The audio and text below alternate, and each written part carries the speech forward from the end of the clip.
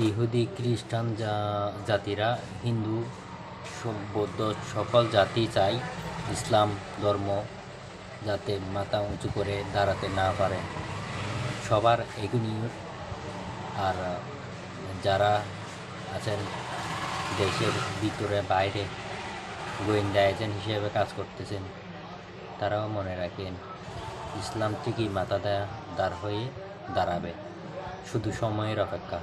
সময়ের কারণে মিলে হচ্ছে না, একদিন ঠিকই মিল হবে, তখন অবশ্যই তারা মাথা তুলে দাঁড়াতে পারবে না ইহুদি খ্রিস্টানরা।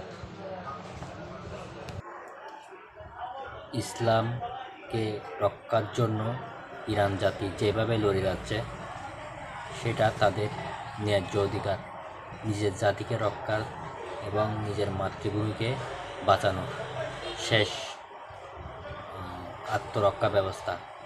কিন্তু ইহুদি খ্রিস্টানরা তা মানতে নারাজ। তারা মনে করতেছে শুধু তাদের হুমকি তাদেরকে বিপদ করবে।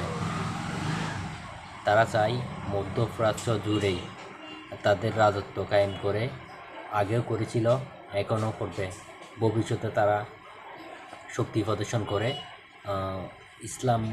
ইসলাম জাতির উপর রাজত্ব এবং দাদাগিরি চালাবে।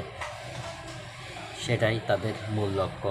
আর আয়াতুল্লাহ খামেনিকে মারতে পারলেই তাদের সম্পূর্ণ আশা আকাঙ্ক্ষা পূর্ণ হবে। আর ওই পালাতক একটা আছে না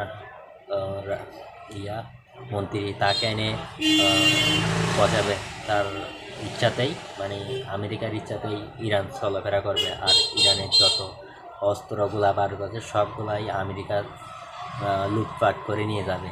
এদের এই ধান্দা, আর অন্য কিছু।